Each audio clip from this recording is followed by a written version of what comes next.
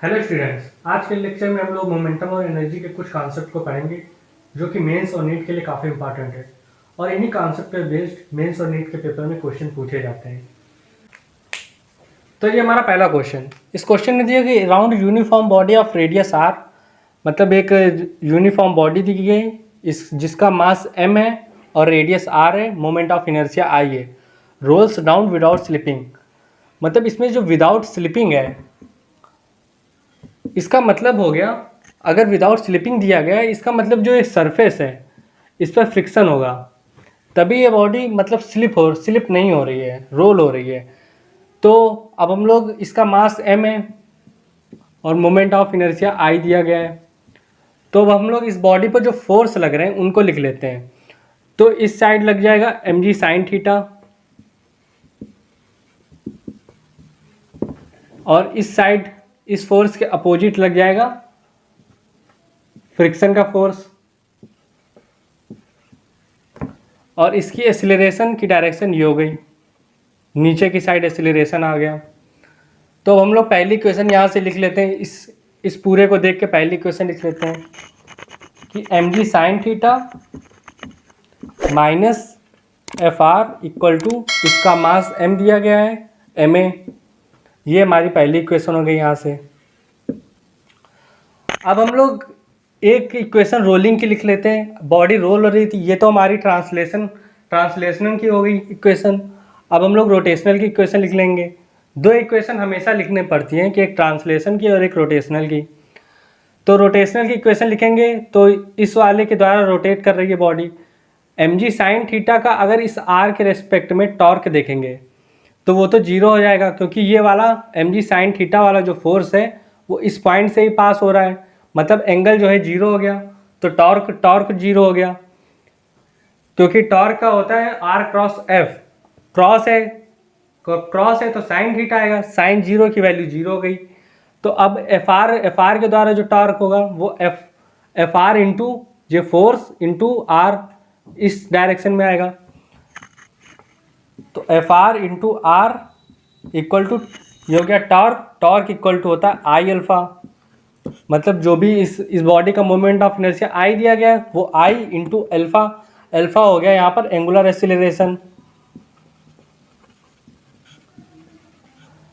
Acceleration. तो role कर रही है बॉडी, तो रोलिंग की एक इक्वेशन होती है कि A equal to R alpha. ये हमारी परमानेंट इक्वेशन है, थर्ड इक्वेशन। ये हमारी सेकंड इक्वेशन। तो हम लोग इन तीनों इक्वेशन का यूज करते हैं। तो यहाँ से अल्फ़ा की वैल्यू यहाँ से निकाल लेंगे, मतलब F R into R equal to I alpha हो गया यहाँ से ए अपॉन आर। तो यहाँ से एफ आर आ गया हमारा आई एक्सीलरेशन अपॉन ये आर इधर गया तो आर स्क्वायर। तो ये हमारी फ्रिक्शन की वैल्यू आ गई। एफ आर मतलब फ्रिक्शन की वैल्यू यहाँ आ गई। अब इस एफ आर की वैल्यू इस वाली पहली इक्वेशन पुट कर देंगे। तो यहाँ से आ गया mg sine theta equal to ma plus ये वाला इधर ले आए एफ आर हो गया plus I A upon R square. यहाँ से ए कॉमन ले लिया तो mg sine theta upon A common ले लिया, एक्सीलरेशन निकालना है m plus I upon R square. तो ये हमारी एक्सीलरेशन की वैल्यू आ गई।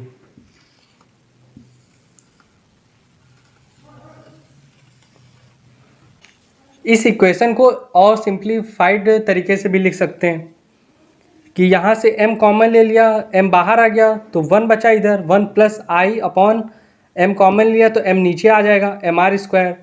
तो एक सिंप्लीफाइड तरीका ये हो गया कि mg sine theta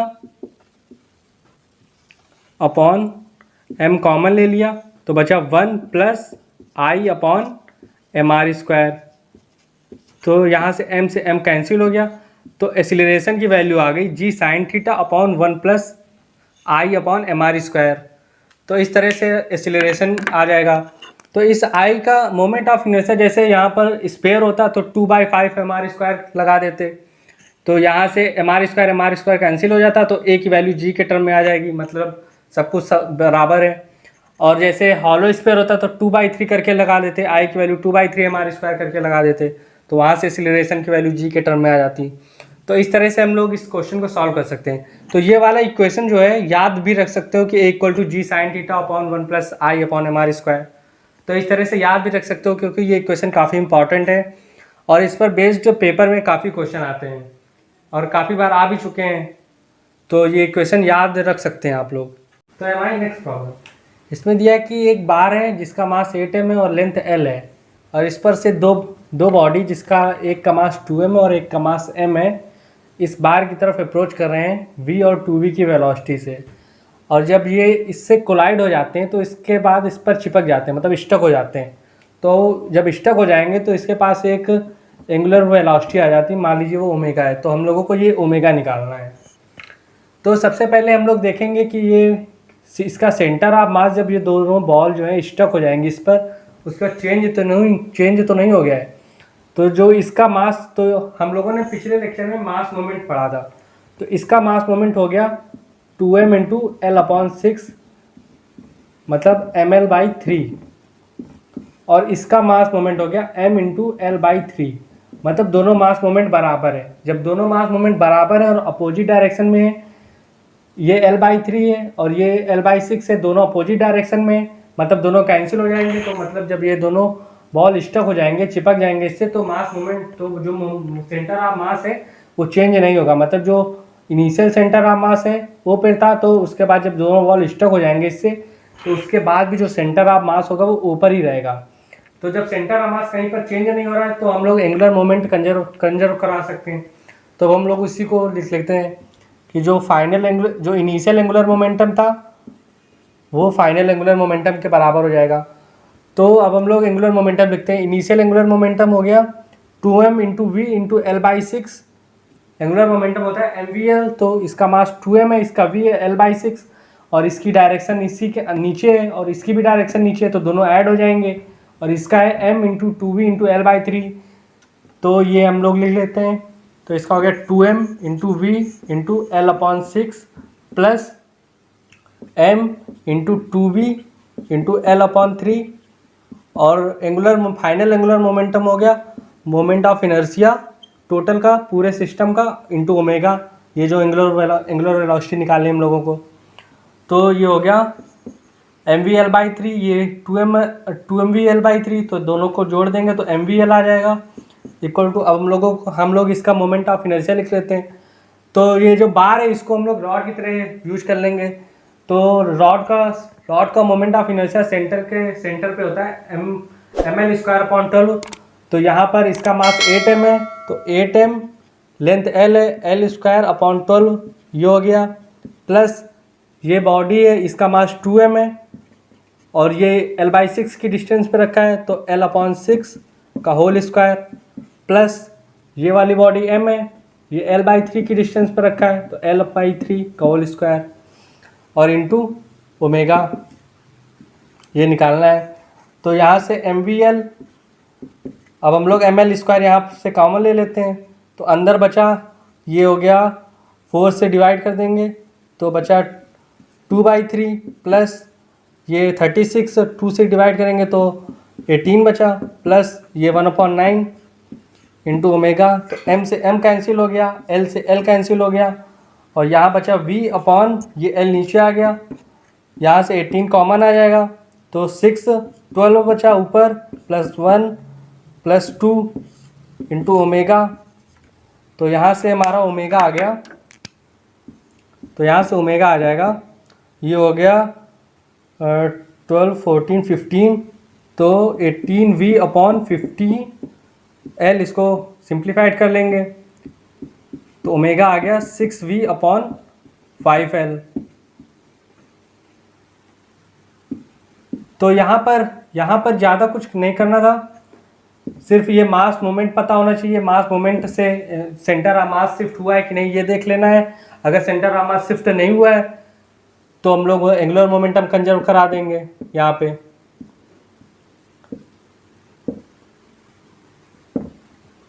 angular momentum conserve करा देंगे तो सिंपली एंगुलर मोमेंटम ये मोमेंट ऑफ इनर्शिया लिख लेंगे और ओमेगा लिख लेंगे और ये इक्वेशन लिख के सब फाइनली आंसर निकाल लेंगे। तो ये हमारा थर्ड प्रॉब्लम है। इसमें दिया है कि एक रॉड है, मासलेस रॉड है, मतलब इसका कोई मास नहीं है। इस पर 5m0 और 2m0 के दो मासेज हैं और जिसकी लेंथ P पॉइंट से L और 2L है। तो अब हम लोगों से इसका एंगुलर एक्सीलरेशन पूछा है, मतलब अल्फ़ा पूछा है, इसका अल्फ़ा निकालना है। तो हम लोग को अल्फ़ा किस टाइप से निकाल सकते हैं? जब अगर अल्फ़ा निकालना है तो सबसे पहले हम लोगों को टॉर्क पता होना चाहिए, तभी torque equal to I alpha लगा सकते हैं। तो टॉर्क निकालने के लिए इस पर इसका फोर्स नीचे लगेगा 5m0g और इससे नीचे फोर्स लगेगा 2m0g। तो अब हम लोग इसका डायरेक्शन देख लेते हैं। तो 5m0 है, ये इस साइड गया मतलब ऊपर आया और ये वाला नीचे जाएगा। इसके 5m0 फोर्स की डायरेक्शन में अपना थंब ये ले जाइए फिंगर को और ऐसे करिए जहाँ पर पॉइंट P पे निकालना है। तो ये ऊपर की डायरेक्शन में आया और 2m0g ये नीचे की डायरेक्शन में लग रहा है इधर, और इसके साइड पे नीचे इधर घुमाइए तो ये नीचे आएगा, मतलब दोनों माइनस हो जाएंगे टॉर्क के लिए। तो यहाँ से हम लोग निकालेंगे सॉल्यूशन, मतलब 5m0g इंटू ये लेंथ हो गई L, टॉर्क इक्वल टू होता है R क्रॉस F। तो R हो गया ये L और F हो गया ये माइनस करेंगे क्योंकि इन दोनों की डायरेक्शन अपोजिट में टॉर्क देंगे दोनों। तो माइनस 2m0g इंटू 2L और ये इक्वल टू हो जाएगा torque equal to I alpha. इसका मोमेंट ऑफ इनर्शिया निकालेंगे सिस्टम का। तो ये बचा यहाँ से ये 4 हो जाएगा, तो m0gl इक्वल टू इसका मोमेंट ऑफ इनर्शिया निकालेंगे तो 5m0, ये डिस्टेंस L है, L स्क्वायर प्लस इस पॉइंट के क्रॉस प्लस 2m0 इंटू यहाँ से यहाँ तक की डिस्टेंस 2L है तो 2L का होल स्क्वायर इंटू अल्फ़ा। तो ये बचा m0gl equal to 5m0l square plus 4 हो गया और ये हो गया 8m0l स्क्वायर इंटू अल्फ़ा। तो m0 से m0 कैंसिल हो गया, एक L और ये एक L कैंसिल हो गया, तो नीचे बचा g अपॉन ये हो गया 13l इक्वल टू अल्फ़ा। तो ये हमारा फाइनली एंगुलर एक्सीलरेशन आ गया। तो इस टाइप के कौन सा क्वेश्चन मेंस में ज़रूर आएंगे कि मासलेस रॉड दे देंगे और इधर कुछ मासेस दे देंगे, पॉइंट P के क्रॉस एंगुलर एक्सीलरेशन पूछ लेंगे। तो इस टाइप के क्वेश्चन मेंस में काफ़ी बार आ चुके हैं। तो ये हमारा नेक्स्ट प्रॉब्लम है। इसमें दिया है कि solid cylinder and a solid sphere of identical radius approaches towards an incline with the same linear velocity, both rolls without slipping all throughout, the two climb maximum height h sphere and s cylinder on inclined. मतलब एक inclined है जो जिस पर इस cylinder और spare दोनों same linear velocity से चढ़ रहे हैं और प्योर रोलिंग भी हो रही है। रोल्स विदाउट स्लिपिंग मतलब स्लिप नहीं हो रहा है, मतलब प्योर रोलिंग हो रही है। तो मैक्सिमम हाइट मतलब स्पेयर और सिलेंडर h स्पेयर और s सिलेंडर की मैक्सिमम हाइट पर ट्रैवल करते हैं। तो h sphere upon s cylinder निकालना है।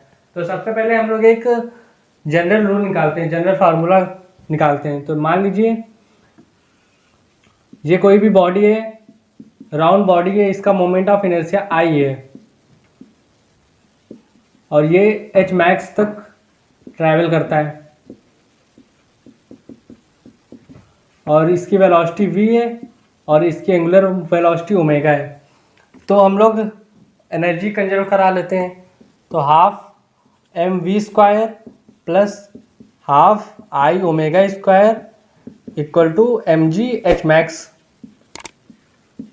प्योर रोलिंग हो रही तो मतलब v equal to r omega है। लीनियर वेलोसिटी सेम है तो हम लोग ओमेगा की वैल्यू v के टर्म में लिख लेंगे। तो यहाँ से आ गया half mv square plus half I omega की जगह v square upon r square equal to mg h max लिख लेंगे। तो यहाँ से हमारे पास h मैक्स की वैल्यू आ गई, हाफ कॉमन हो गया, v स्क्वायर कॉमन हो गया, अंदर बचा m plus I upon R square और इधर से mg आ गया। तो ये हमारे पास जनरल फार्मूला आ गया। तो जब ये हमारे पास जनरल फार्मूला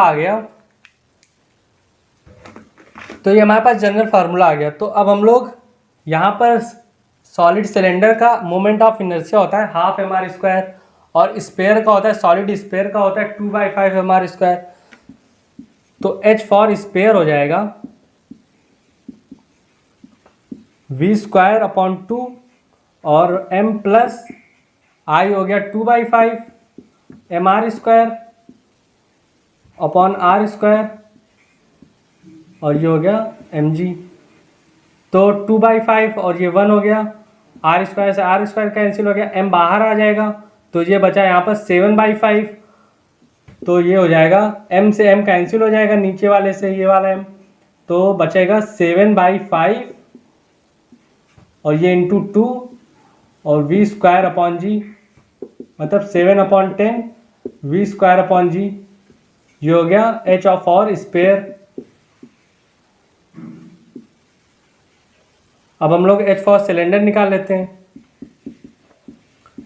सिलेंडर का मोमेंट ऑफ इनर्शिया होता है हाफ mr स्क्वायर, तो v square upon 2 m plus half mr square upon R square upon mg। तो यहाँ से m कैंसिल हो जाएगा, आर स्क्वायर से आर स्क्वायर कैंसिल हो गया और तो बाहर बचेगा ये 1 प्लस 1/2 मतलब हो गया 3/2 और ये इंटू 2 तो 3/4 v स्क्वायर अपॉन जी। ये हो गया सिलेंडर के लिए। अब हम लोगों से पूछा था h sphere upon H cylinder क्या होगा, तो h sphere upon H cylinder हो जाएगा v स्क्वायर जी कैंसिल हो जाएगा, बचेगा 7/10 अपॉन 3/4। तो ये हो गया 2 और ये हो गया 5 और ये ऊपर चला गया 2 तो 14/15। तो ये हमारे पास फाइनली आंसर आ गया इस क्वेश्चन का। तो इस क्वेश्चन में ये वाली इक्वेशन अगर आपको लिखनी आती है तो क्वेश्चन इजीली सॉल्व हो जाएगा और मोमेंट ऑफ इनर्शिया पता होना चाहिए। इसीलिए हम बोल रहे थे कि sphere, solid sphere, hollow sphere, cylinder, hollow cylinder, इन सब चीज़ों के मोमेंट ऑफ इनर्शिया पता होने चाहिए, तभी पेपर में क्वेश्चन काफ़ी इजीली सॉल्व हो जाएंगे। तो आज के लेक्चर हम लोग यहीं पर समाप्त करते हैं। नेक्स्ट क्लास में हम लोग कुछ अदर कॉन्सेप्ट को पढ़ेंगे।